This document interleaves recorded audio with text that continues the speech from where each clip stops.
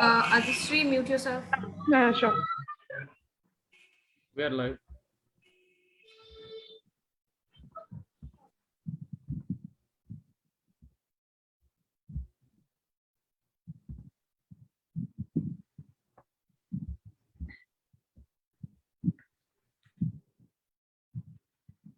Good evening and a warm welcome to the Expert Talk series.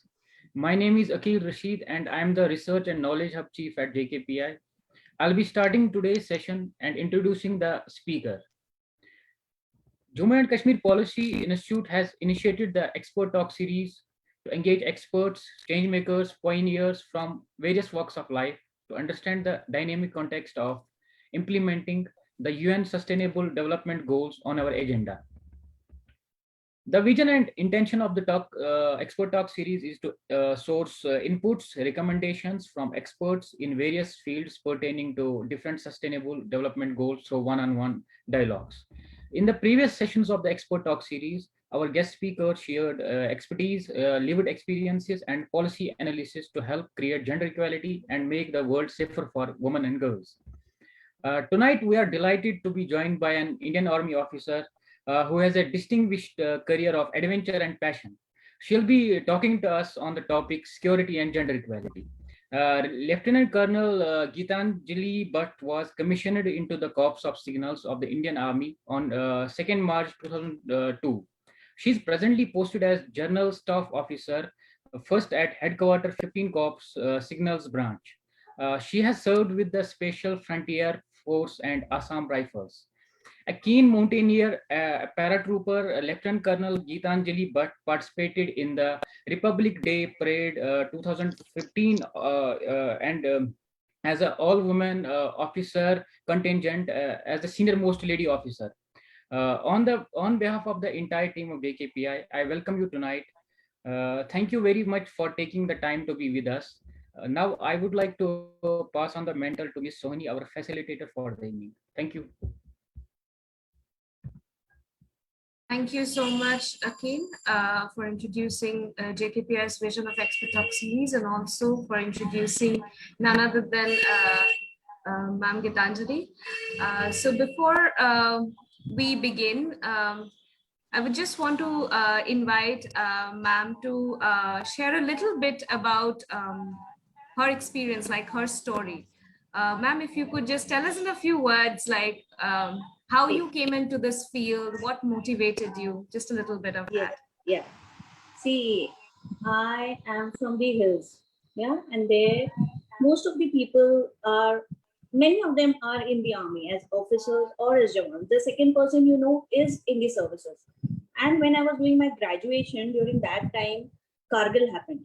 And there were stories of martyrdom, there were stories of sacrifice all over in the media. And we as students, that was the time when we were more inclined. We came to know about this as a career option.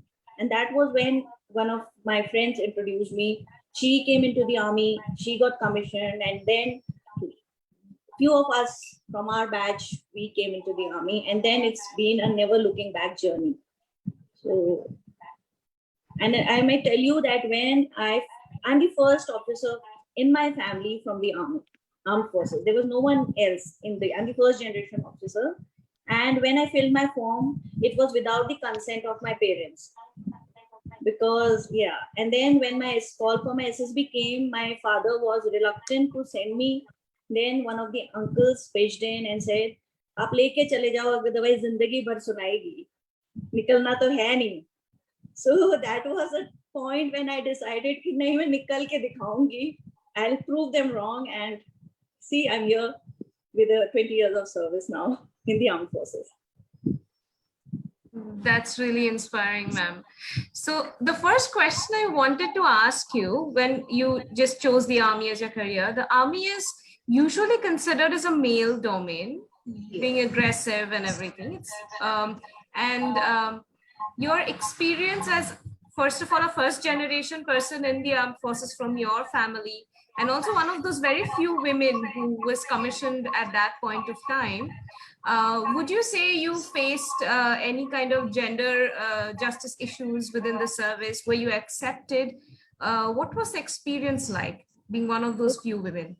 Okay, ma'am. What I'll say is, once we choose army as a profession, any woman who thinks of joining army as a profession, she is well versed with this idea behind her back that she has to enter into a male domain, and she's going to do something very different from the league. League se hatke kuch kar rahi hai. So that was there already in our mind. Now I'll tell you with my experience. First, when I joined my SSB, when I went for my SSB, there we were judged on the same parameters as the male ops candidates are being checked on. All those qualities which are basic requirements for a male officer were required to for women officer, women cadets also. Same was with the medical. So that is the first thing. We were first taken into the army with the same expectations. Then secondly, when we were in for our training, during our training time, again, we were giving the same level of training. There was no embargo that she's a lady cadet or he's a gentleman cadet. Same type of route marches, same type of PT practices, same drill square, same swimming pool. We were going through the route marches for 40 kilometers with a backpack of around 25 kgs, with a weapon, walking whole night. And the male officers were also doing it. Those were called our run backs and those were called our exercises. So it wasn't that key, this is a woman officer cadet, women cadets, so they will be given a lesser duration or they'll be given more time. No, everything was same for us and we were competing against them. And we did our POP, passing out parade, on 2nd March 2002 along with the male officers in the same drill square. So secondly, there no gender biasness was faced. Thirdly, when we came into the as officers, when we got commissioned, we have been told since day one, we are officers first and a woman officer later on. And in the Indian Army, we are an organization which is equality in all spheres. We have no casteism is here, no gender, ethnicity, and similarly no gender issues. We were a less lot, yes, when we came into the forces, but then whenever we came here, we were treated as officers.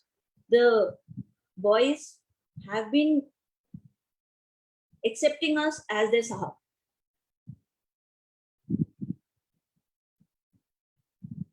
Thank you so much, ma'am, for that insight. Now, just to reflect on the fact that despite the fact that there is equal opportunity provided to women to participate in the Indian Armed Forces, we see that there are still less number of women in the forces. It's still not as many women as we would like to see. So what kind of policy changes do you think can be undertaken to encourage and increase the participation of women in this field of security, and also to include them in leadership roles in the security space? What would be your take on that? Now, like what I would like to say is that Indian Army is having just a small percentage of women as of now. And there are various schemes which are there to promote women into the armed forces. And if you consider leadership roles, once an officer enters into the army, be it a woman officer or a male officer, like I will tell with my experience, I was just commissioned with just 1.5 years of service. And I was told to take my company, I was given a charge of a complete company from the hill station of Pithoragarh to Sonamar. And my CEO had faith in me that she will take the boys with all the contingent of the paraphernalia of vehicles, equipment, and then she will give, I'm a signal officer. So he was confident and the brigade commander was confident that yes, she's an officer and she will be able to give communication till the cave. During that time, communications were not that on fiber and we didn't have those means. So that time it was a challenge. Still they knew that I will be able to face the challenge.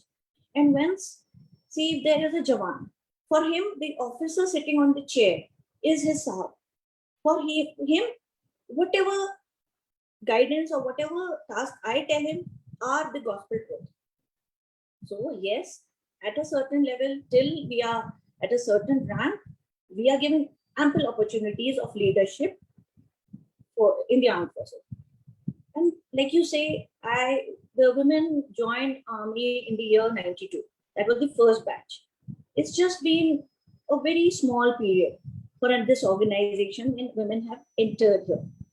And in this period, we have seen policy changes. Like initially, that was a test bed for women officers, the small lot which they had taken in.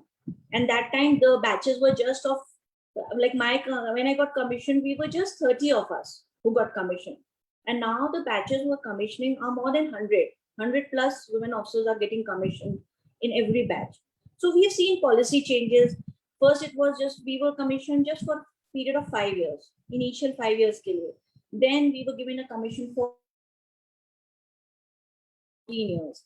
And in the year 2008, the two branches, that is the legal branch and the Army Education Corps, they were made permanent. Women officers were commissioned into it as permanent officers. Now, as you all know, it has been across all streams of the Indian Army are now eligible for permanent commission. So as every organization evolves, even Indian Army is evolving.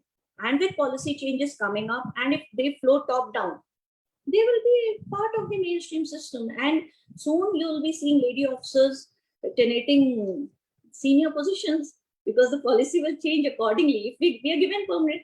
And I'll also mention here, there were courses. Earlier we had specific courses which were only for male officers.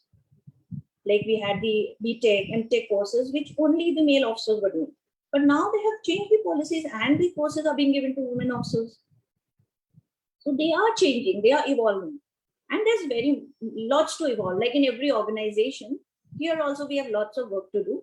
And slowly and steadily, yes. That's actually heartening to hear, ma'am. We don't really get these insights from the outside. So now let's move on to the fact that when we are looking at the media and the portrayal, media plays an important role in portrayal and image creation. What do you think has been the positive and negative impact of the portrayal of army officers in media, especially from a gendered perspective? Like if you look at the way we've had popular media and the kind of coverage of the armed forces and the security establishment that is present, would you say it is a gender inclusive and gender sensitive way of portraying the army and the armed forces? Because what kind of message goes out that would actually encourage more women participation in that sense? So what would be your observation on that? See, in the Indian Armed Forces, women have been there for just a short duration, which I told you. And media, as far as I think, they always portray a good image of the army. As far as media is, be it anything in the media, if it is coming from the army, generally we are seen as the people who help whenever there is a need, during floods or during a calamity, wherever every system or every machinery fails, army pitches in. So media has always been giving this positive image. Now coming to lady officers particular, every milestone which a woman officer takes on, like being the first women officer to climb Everest, or being the first women officer to lead the women officer contingent. Like I was there in the RD parade, I told you, in 2014-15 when Obama was here. And when I was the senior most officer, we had so much media interaction and they were wanting to portray our image to the outside world. Barkha Dutt interviewing us, the chief coming to us with interviews, and they all, I believe, they portrayed a very good image which goes outside, and when the girls outside see a woman officer in uniform speaking, that only motivates her a lot. And same thing has happened when the Assam Rifles contingent in 2019, led by Major Khushbu, that was given good media coverage. Then the Daredevil team was led by this Shikha. Signals contingent was led by Captain Shergill. So all of this has been given such a good media coverage. So every milestone which a woman takes in the armed forces is being portrayed in a very positive manner, which I think. And I have not heard instances where a negative image of the Indian army, especially women, being portrayed outside. I feel yes, media has played its part well. And probably with this coming up, we will be able to have more people coming into the armed forces. Yes, even today, like there is a matter of, I think there's an emotion of pride which is there when one sees a girl from the family in the armed forces, but at the same time there's a sort of fear, and there's a sort of cultural resistance to Yes. looking at a woman in a security role. I think that is a very interesting thing we have to break out of gradually.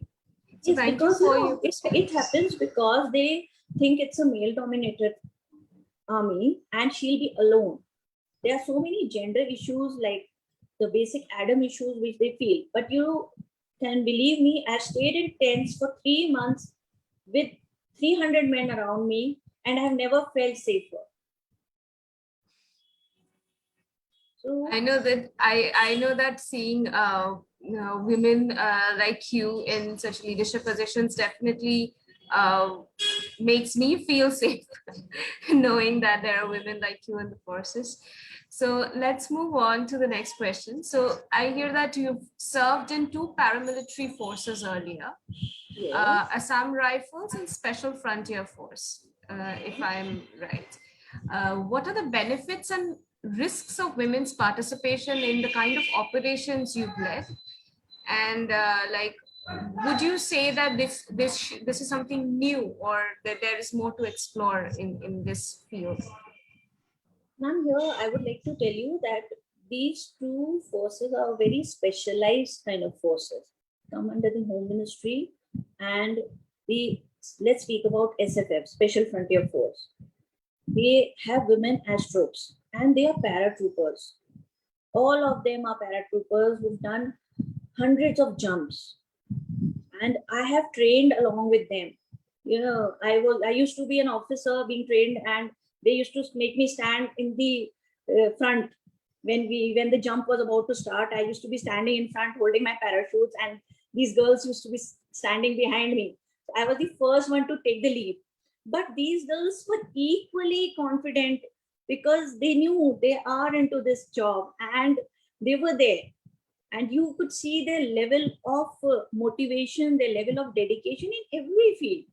So I don't think so. When you have joined a specific arm, or you're already aware of its challenges, and good or bad, merits or demerits are same for all.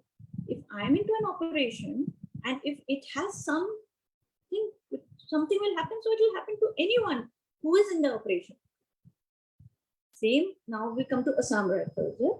Assam Rifles, the women recruits, they got inducted in 2006 at 100. The first was a batch of 100. 2016, correction. In 2016, the first batch of 100 women Sipahi, women recruit, they call them there, were inducted. And these girls were way beyond in their drill, in their immaculate discipline. And I've seen them pass out in the parade. We've had a meeting with the then confident girls. They were soldiers, just coming, not even 17, 18 years girls. And you could see the Josh, the Jazba bolte hai na, wo unme nazar aata hai.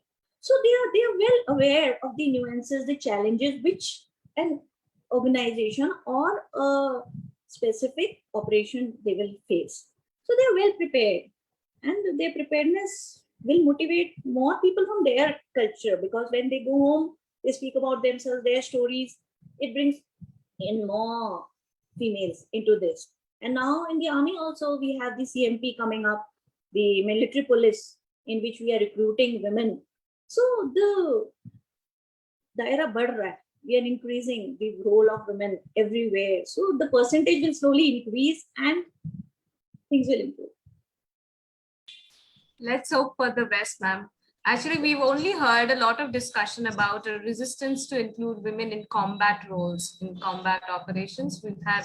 We've like, I remember going through a lot of these, debates over the years about whether or not women should be encouraged in such operations or not.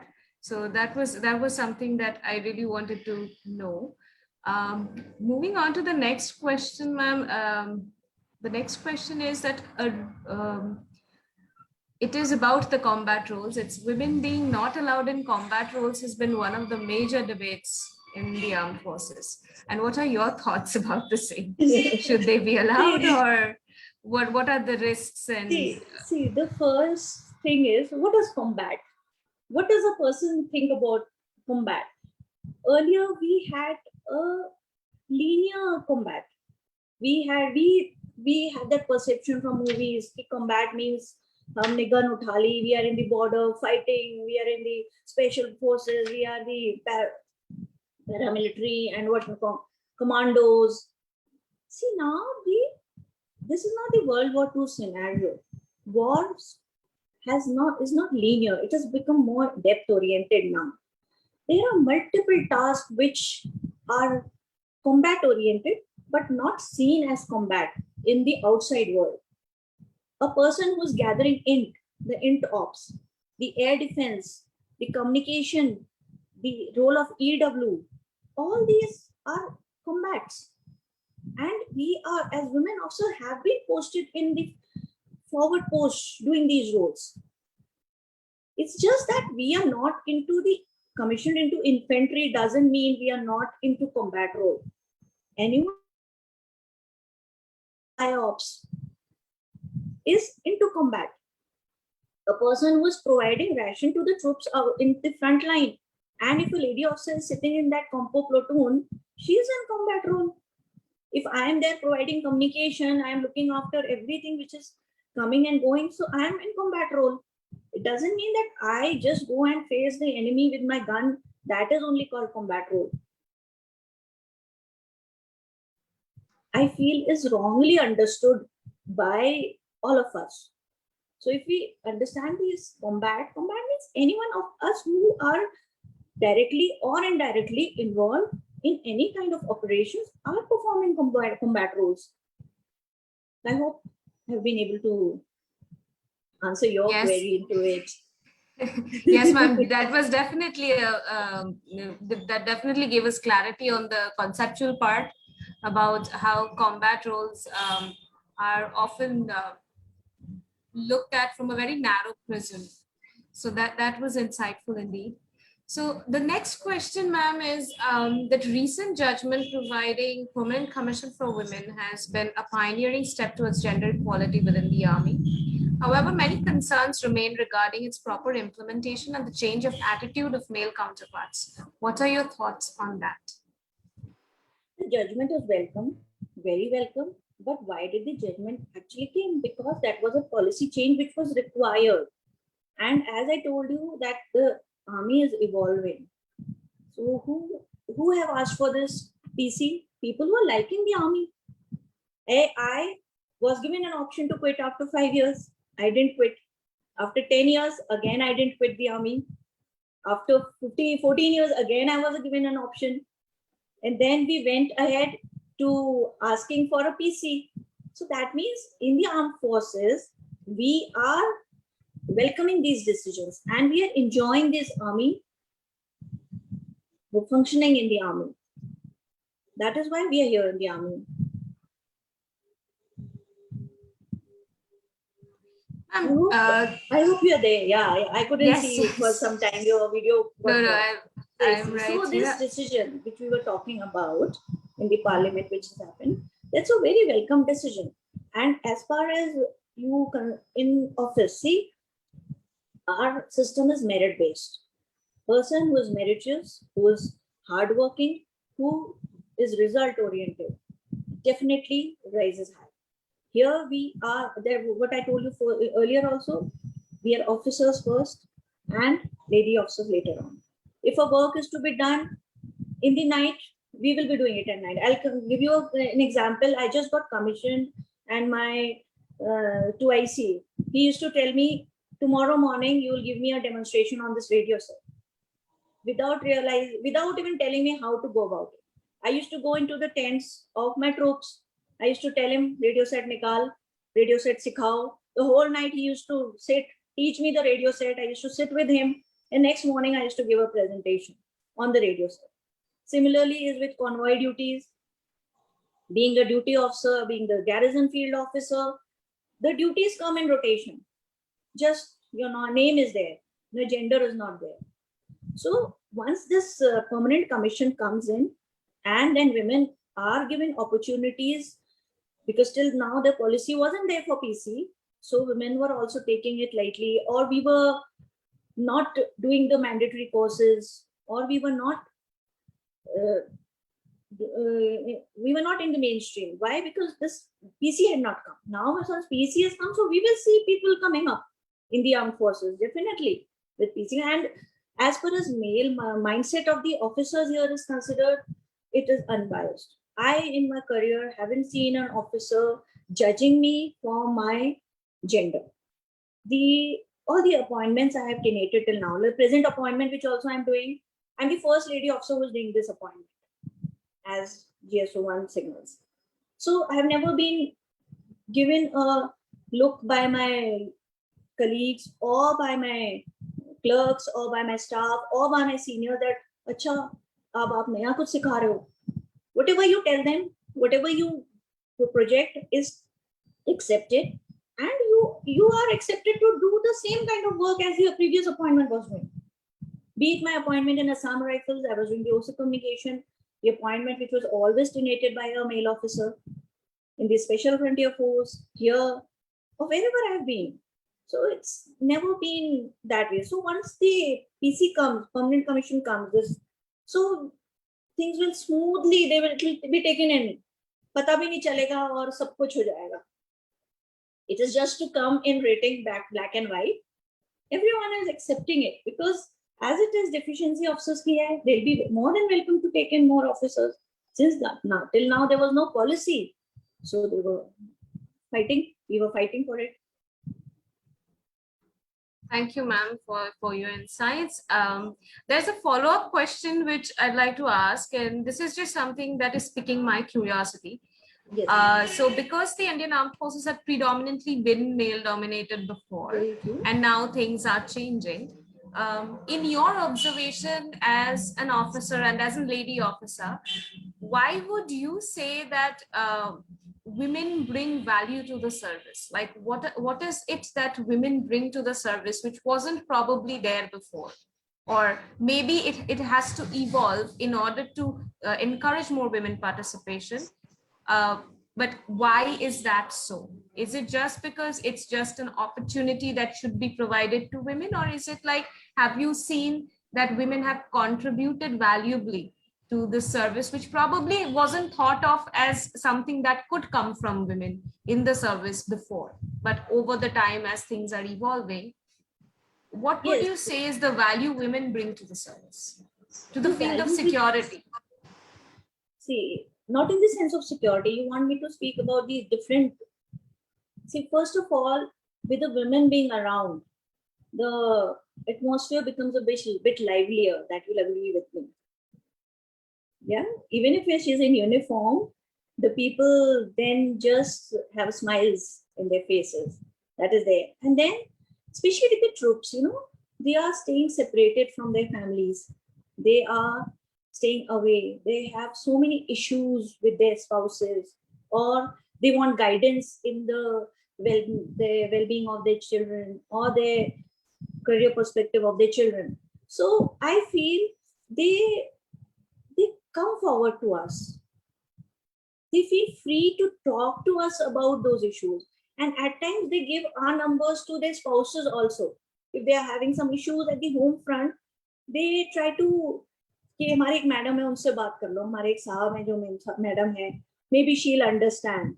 So that has made them feel, because at times there are issues which they are not able to write in their applications, or they are able to bring it out clearly, what they are facing, what marital discords they are facing. Like I remember when I was in one of the units, we had made a welfare cell.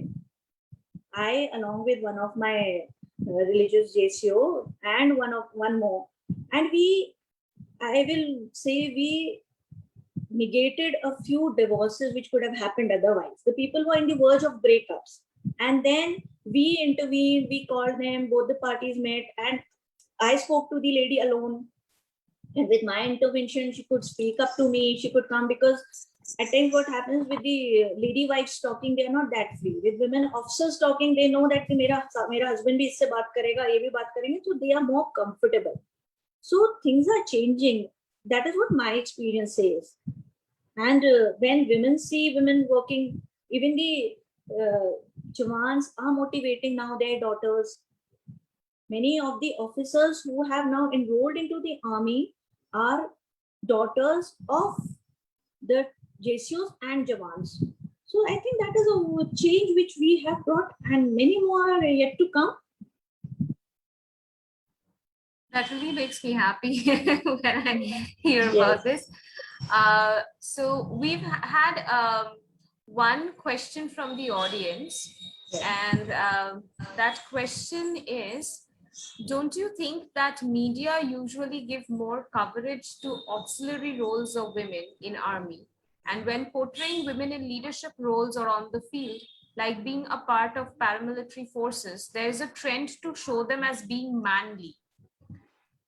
So if I want to probably simplify the question, I think what is being asked is that when it's in women in leadership role, like for instance in paramilitary forces, there is a sort of a tendency of masculinizing the image of a woman in order to fit them into a leadership role. Would you say that has been your experience in any way, or is it just something that is a matter of perception? I think it's a matter of perception, because once you wear your uniform, the pride it gives you, your gait changes, your complete persona changes. The moment you are into that attire, the moment you you are attired in a uniform, you are different. But being a woman, you have different roles to play. You're a mother, you are a wife, you are a daughter-in-law. So a woman is capable of tenanting all roles. And I think media is not proliferating the leadership roles, maybe because, yes, women are not in the senior positions as of now. As I say, with policy changes, once they rise in ranks, we are doing leadership roles in our domains, but that is not being covered by the media, because the media doesn't know the insight of it. It doesn't know how we are also doing it, because the media interaction is generally with the senior generals, the senior lords. They are not interacting with the women on ground. And what they portray us is in uniform, is with holding weapons, because that is jo dikhta hai, wo their image more welcoming. But women are in leadership roles. What is meant by leadership? If I'm leading my troops, if my whole contingent is listening to my command, if my word of command is a gospel truth to them, that is a leadership role only. Even if it is a small section or it is a big section.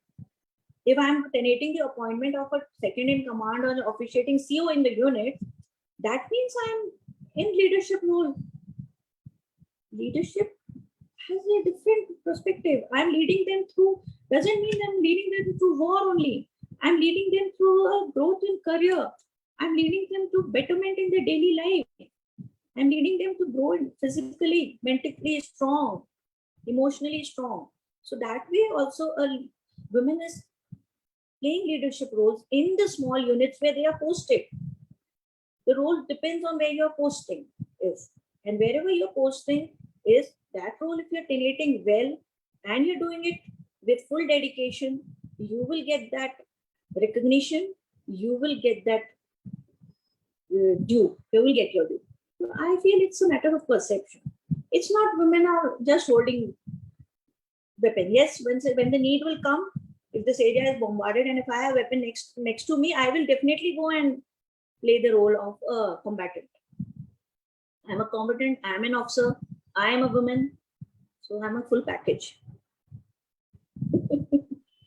That you definitely are, ma'am. Ma'am, last but not the least, what advice would you give to a young woman who's willing to pursue a career in the Indian Army or in any of the security forces for the matter? What would be your advice, or what would be your encouragement? And maybe you could also add why you feel more women should step into this career. What change will that bring? If a person is really interested in this career, first of that, well, she should have it in. It should be full-hearted commitment to the uniform. It has to come from within. Only if it is there, then you should step into this security forces, any line of security forces, because there will be challenges. It won't be a goody-goody life as you see in the corporate. You will be at places where you will be out of, you'll be in a tent-like situation, or you'll be far from home, not being able to go home for months together, not being able to meet your dear and dear ones. You're working day and night. So firstly, the mindset has to change if you are wanting to come into the army. It is different. From the college life, you suddenly your life completely changes 360 degrees. So you have to firstly prepare yourself mentally. So if you're mentally strong, you can do anything. If you're mentally strong and you feel that you can run the half marathon, I was running half marathon till last year. Last year COVID happened. Last year I was running half marathon, half marathon. So it's just here. If you have the mindset and if you want to join the armed forces, you can join. It is the best career option for a woman officer. Woman, the safest of all, the most glorifying option, and all benefits. And then I would like to just quote here. See, had I not been liking the army, no, in my scenario, my husband was also in the armed forces. So he left. He left after 5 years. He told me after 10 years, ab chhod do. I was like, nahin, I want to continue. 14 years baad, ab chhod do. Nahin. So I'm now here in my 20th year of service and still I want to continue. He is there in the outside world, corporate world, but I am enjoying the armed forces. So for anything, firstly, you have to enjoy, you have to have it in your mind that, yes, I have to do this. And secondly, I feel for any field for a girl to choose, she should have parental support. The parents' support is a must in any field. A girl would want to do wonders, but if there is no parental support, so this is a message which I would love to give to the parents also, that support your child. If you support her, she will do one. She will just make you proud. I will go to my incident myself. My mother is my inspiration in my everything which I do. She got me into the school where everyone told her that don't send your child, don't send your child. She'll not, it's an English medium school. How will she fare there? बड़े बड़े लोगों के बच्चे पढ़ते हैं, हमारे बच्चे पढ़ेंगे तो ये demanding हो जाएगी. My mother was like, no, I just want my child to, I want to see her speak in English the way the convent girls speak. So during all odds, she sent me there. And the last year, I was invited as chief guest during the sports function of the same school. And I took my mom along. And when I was giving the speech, I could see tears in her eyes. So if the parents support you, there's no end. The girl can fly to, there's no, sky's the limit, I feel that. But there has to be support by parents. They should support their daughters. Indeed, ma'am. That is so true. I mean, parental support is so important in particularly different kind of careers, like Any career, that that's what, not only for armed forces, it's for any career. If a girl is asking for help, she should be rendered. And if you give her support, I think that is what is required. All the women nowadays are so entrepreneurial, they are so enterprising, they want to do something, every girl, but then they are nubbed. Society तो है ही, but society से वो तभी लड़ सकती हैं जब उनको घर से सपोर्ट हो. घर से सपोर्ट नहीं होगा तो they become crippled at the very core of it. Yes, I mean, the moment you step into your 20s, वो pressure शुरू हो जाती है. Yes. Settlement की तरफ देखो. Settlement, yeah. And then Security she and asked for settlement. 1 साल दे दो, 2 साल दे दो. And then once you get married, your spouse has to be so supportive. Your other family has to be supportive. For all my these ventures in which I went for my paratrooping, my mountaineering basic and advanced courses, or when I went for my RD parade, my kid was small. It was my husband who chipped in and said, "No, you go for it. Go for it. I am there." Had he not been that, the army was giving me opportunities, but then I needed some support. You need some support from your family front also, and if you don't have it, then you are demotivated. Your morale goes down, and you're not able to perform with that determination and that enthusiasm. So you have to have it in you, but support Is makes it important. more. Absolutely. ज़्यादा अच्छा हो जाता है. Ma'am, any special memory that comes to mind that you wish to share? Anything of your experience in your illustrious 20 years career so far that you'd like to share? That is something that would give us perspective. That is probably something not many of us would know from the outside. Anything you'd like to close with? Any special memory? The complete journey has been such a roller coaster ride. And if you talk about experience, I'll say everything was an experience. Like my jumping from the aircraft from the first time and waiting for the parachute to open. That was itself an experience. Then taking the convoy, suddenly you are asked to address a contingent of around 1,000 men in front of you, and you're told you are the convoy commander today. And you just have to address them out of the blue. And then you have to give them all the guidelines, how you'll travel from this place to this place. That was one thing which really made me feel good about it after I gave a long bhashan to the men, and they were like awestruck and they were looking at me and listening to me. And then traveling in a convoy from Udhampur to Srinagar. The first time I saw that long line of army vehicles, 200 odd vehicles just lined up. It was that time we didn't have cameras and all. It was like a very exhilarating that this is how army functions, because in training we are taught the basics, we are taught the academic part of it, but when we were experiencing it on ground here in the valley, that was an experience in itself.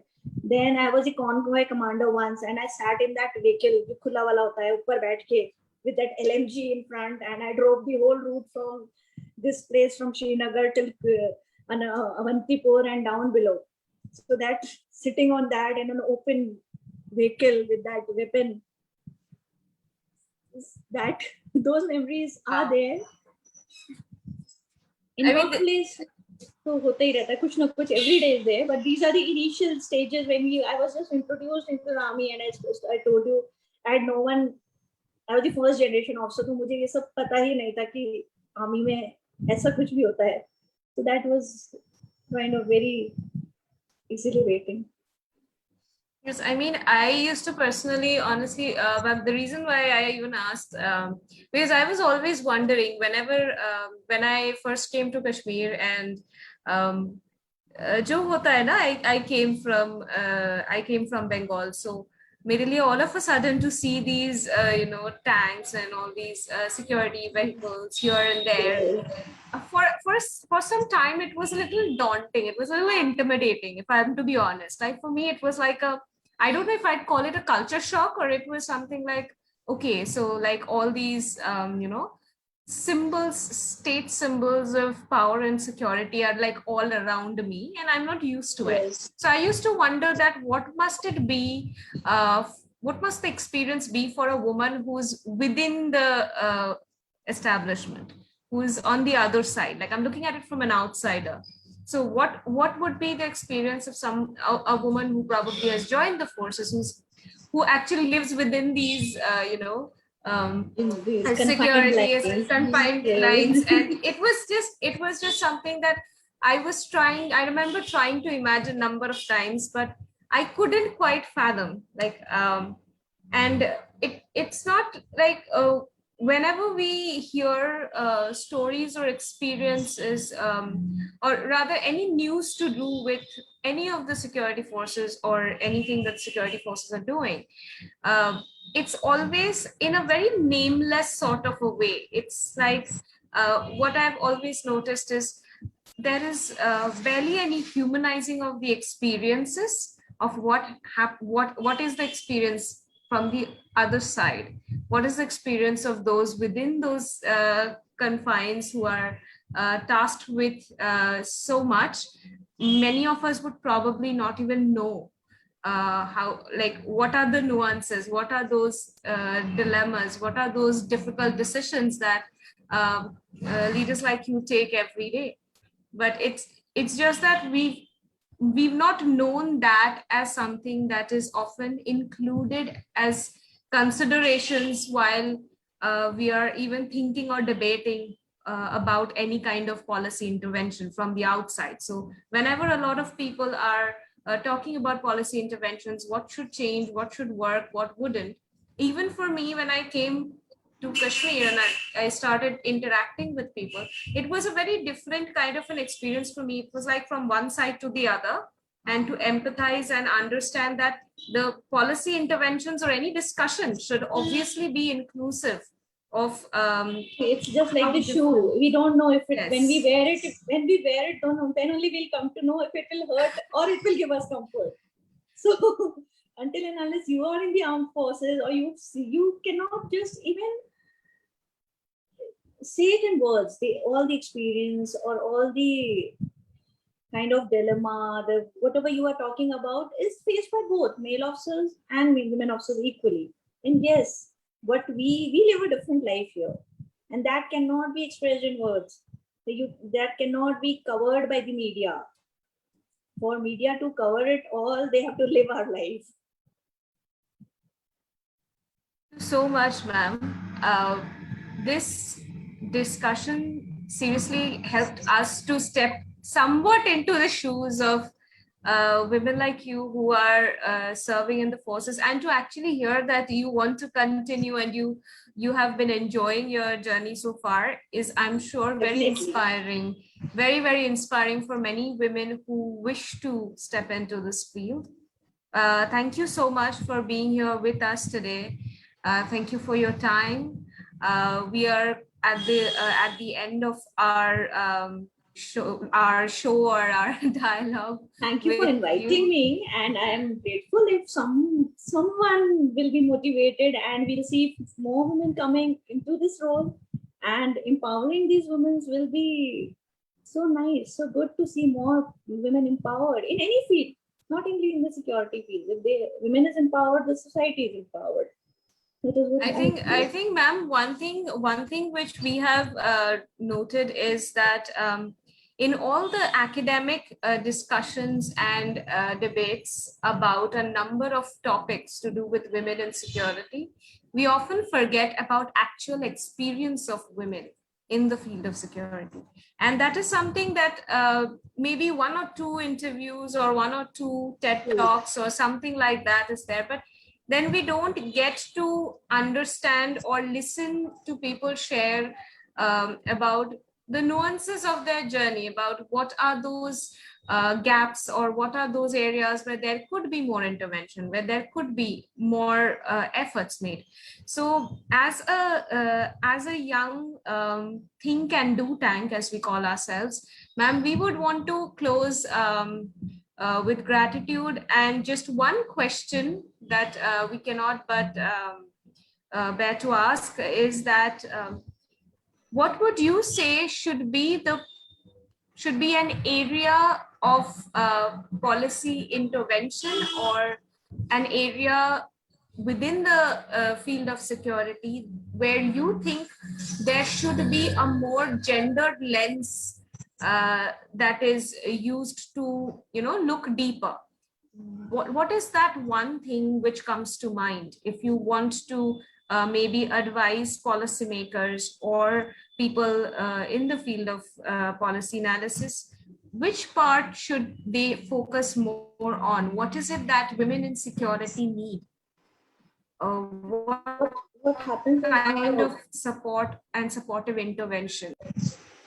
See, in the organization already what the policies are, they are same for women and male officers, and whatever policies have been promulgated, like you're getting maternity leaves, you getting your child care leave, is already in place. But at times what happens is, due to our exigency, we generally don't, we're not able to, we as officers only are so hesitant to ask for those. Although maternity leave now people are taking and they are being given also, but then these are some gray areas which I think the women themselves will have to work on these more. And otherwise, in the armed forces, generally policies are taken into consideration, thinking you as an officer only. Gender to सोचते ही नहीं है ना, gender है ही नहीं, so you are just an officer. So these are two areas where there has to be consideration there. And when you are in isolated locations, field, especially when I was posted in crew, you are there for 9 months. And being a woman, at times you need a hug. So now they have started posting at least 2 or 3 people in the same garrison, or that thing is coming up with policies, and so that you have that women to women talk, or you can be free with that counterpart of yours with whom you can share your some thoughts which you are feeling low someday and you are not wanting to share it with the male. And these are not policy things, these are just the generic things. So in policy, I don't think so there's much change which can be done, but they are now, with more women coming in a garrison, the women feels nice to have one more person to talk to. That is what I feel. Thank you so much, ma'am. Thank you for joining us today. Thank you for your lovely insights. Should we have more questions, we will curate them and have them sent to you via email. I'd like to thank all our audience who tuned in today and stayed with us till the end. Thank you for supporting this initiative, and thank you for being here to cheer ma'am on as she shared her wisdom with us so generously. Thank you to the team for putting this together, for always making sure that everything works out just fine. And last but not the least, I'd like to extend our heartfelt gratitude to the armed forces for the incredible work that you're doing every day, for always being at the front lines of any kind of disaster, any kind of calamity, and for taking the first blow always, and in the name of the nation. So thank you so much, ma'am. Thank you. Thank you so much. Thank you for inviting me. My pleasure. It was an absolute honor, ma'am. It was an absolute honor. Thank you so much. Thank you. With this, we close. Good night, everyone.